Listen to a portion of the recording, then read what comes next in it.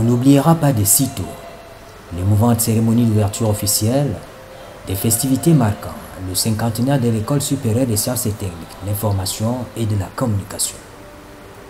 Une expérience singulière vécue dans un cadre teinté de belles moulures contemporaines et modernes pour un look épuré et élégant. Un cadre qui a permis de redécouvrir le visage d'une institution universitaire qui a fait son temps à la formation de l'élite africaine de demain. Une cérémonie émouvante qui peut se résumer en un livre de souvenirs. Les souvenirs à l'ESTIC, il y en a tellement, mais celui que je garde, c'est celui du professeur Jean-François Nguegan. Il était le tout premier à nous dire en classe, les amis, le journaliste ne sent pas. Le journaliste doit être propre. L'école, là, il faut toujours être propre, sentir bon, parce que le journalisme, c'est d'abord l'image qu'il nous fait. Et il nous l'a dit durant les 3 années de formation, de la première en 3e année. Même en 3e année, il prenait la peine de regarder nos chaussures, regarder nos tenues. Je me rappelle une fois, il avait dit à notre camarade que, ma chérie, quand tu portes le jean, quel garçon va t'épouser? On n'épouse pas les femmes en jean. Donc c'est vraiment l'un des professeurs qui m'a le plus marqué. Je ne sais pas, mais je peux ici donner quelques événements clés qui ont marqué mon séjour à l'ESTIC. Premièrement, l'organisation du tout premier salon professionnel de la publicité, organisé au Cameroun, c'était à l'ESTIC. Je me souviens encore le professeur Félix Zogo, secrétaire général du ministère de la Communication, qui avait conçu ce projet et nous avait donné l'occasion, sous la supervision du professeur Laurent Chalbo-Massala, qui était le directeur en ce moment, nous a permis vraiment de piloter ce projet. Et moi, j'étais le chef de projet junior. Donc, c'est un moment important de la vie d'un étudiant. Alors, j'étais étudiante en 3e année. Nous avions décidé avec les camarades d'organiser un événement que nous avons appelé Plein Feu sur l'ESTIC. C'était un événement purement relations publiques et qui nous permettait de mettre en avant l'école. Alors, au final, nous avons conçu un logo qui est la signature visuelle actuelle de l'ESTIC et c'est mon plus beau souvenir jusqu'ici. J'avais eu l'insigne honneur de remporter le prix de la conception du meilleur logo et c'est ce logo que vous voyez aujourd'hui à l'ESTIC. Voir le logo tout le temps, chaque fois qu'on va à l'ESTIC ou alors lorsqu'il y a un documentaire, un film, il y a un support de communication sur l'ESTIC qui est diffusé selon les supports, vous voyez le logo, vous en êtes quand même fiers. C'est vrai que vous vous dites que j'aurais pu faire mieux 20 ans après, mais c'est pas quand même négligeable. L'ESTIC, c'est une succession de souvenirs sur plusieurs générations, selon un ordre régi par l'acte d'établissement de l'école à sa création le 17 avril 1970. C'était quand même cette promotion de Division 3 où on faisait analyse politique et relations publiques avec des étrangers. Il y avait 2 camarades qui venaient du Niger et on s'amusait beaucoup à les taquiner. On disait on peut compter le nombre d'arbres dans votre pays quand on parlait de déforestation. C'était une très belle ambiance avec ces étrangers. Et parfois on disait quand ils avaient une très bonne note que c'était une note diplomatique. Souvenir stressant, c'était quand même quand il fallait passer aux travaux de recherche. Nous avions notre superviseur, le professeur Boyumwasala, à qui je remets mon projet de recherche et pour la première fois il me dit « Mais mademoiselle Mbala, il s'agit d'un sujet alimentaire ou quoi ?» Sujet alimentaire, il voulait par là dire que c'était trop facile et c'était une façon de nous inciter à travailler plus. Moi-même et d'autres camarades de la promotion 1982-85, nous nous sommes dit qu'il fallait changer un peu les choses au regard de ce qui se passait, au regard de certains comportements et de certaines attitudes. On s'est dit qu'au-delà du fait d'être de bons journalistes, donc de bons professionnels, il faut également être bien dans sa tenue, pas seulement vestimentaire, mais dans la vie de façon générale. Et nous avons tenu à cela. Et je crois que durant tout le parcours, à peu près 40 années déjà, nous essayons de tenir ce rang pour que le journaliste, le communicateur ait plus de considération dans la société. Moi, je dis que l'anecdote va se résumer dans ce slogan « Plus rien ne sera comme avant ». L'institution créée en 1970 et aujourd'hui rattachée à l'Université de Yaoundé 2 se veut un pôle d'excellence qui a toujours formé les Camerounais et les étrangers au métier de la communication. Un centre de production des savoirs qui marque les esprits.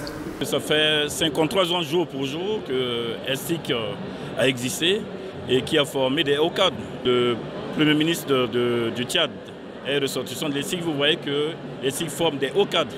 Et partout dans le monde, j'ai vu sur l'affiche de l'association des ressortissants des ESTIC, il y a un professeur aussi qui enseigne au Canada. Donc vous voyez que l'Afrique centrale est en avant et l'Afrique centrale fait la fierté du continent. Je pense que nous sommes à l'ère de transformation. Et c'est aussi un sentiment de satisfaction parce que ESTIC n'a pas lâché, parce que vous avez vu que l'ESTIC a été créé depuis 1970 qu'aujourd'hui ça fait 53 ans. En 53 ans on vieillit, mais on a l'impression que l'ESTIC rajeunit. Donc c'est ça qui m'a beaucoup marqué. Et il y a beaucoup de filières qui ont été créées et qui vont se créer avec beaucoup de cycles. Et moi je pense que c'est ça la dynamique que nous retenons de cette cérémonie et de cette école qui est haute en couleur, c'est ce que je voulais dire tout simplement.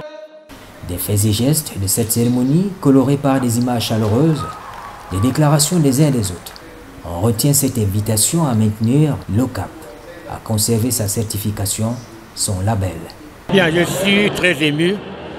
Je ne savais pas que j'allais assister au cinquantenaire, mais de par la volonté de Dieu, j'ai assisté à cette cérémonie émouvante qui m'a rappelé l'histoire de l'école qui a fait de moi un journaliste, même si après je suis devenu professeur.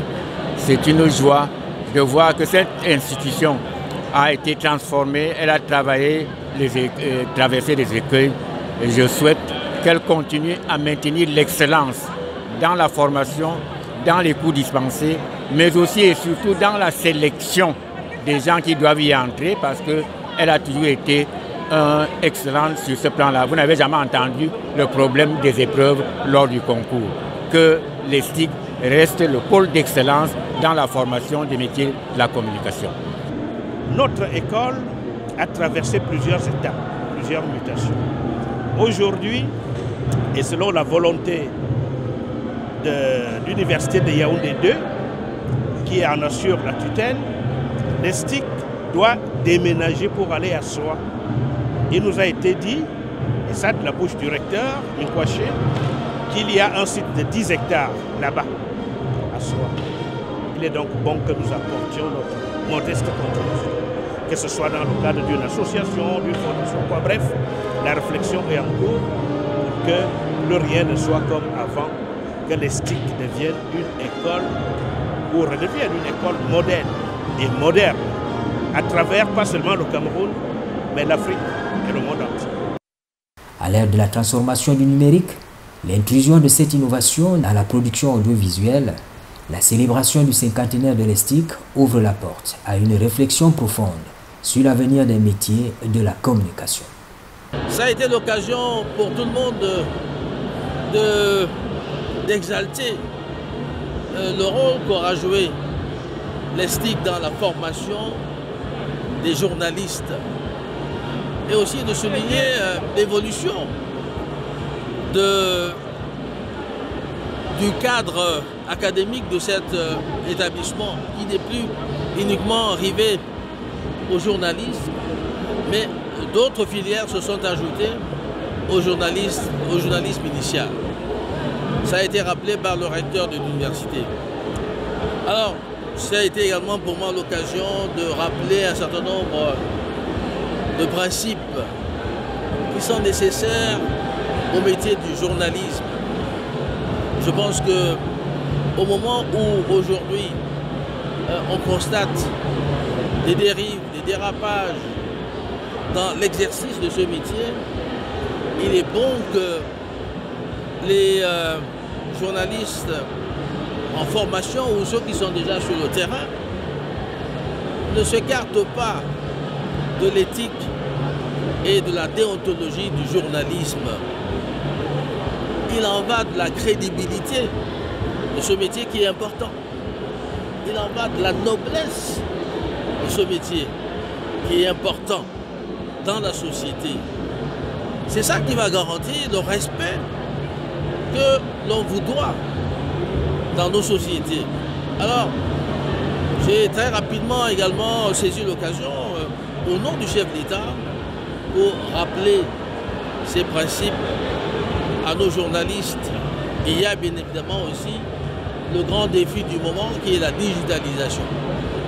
Il faudrait que nos journalistes s'approprient aujourd'hui la digitalisation dans l'exercice de leur métier. Donc, pour me résumer, c'est une occasion de célébration.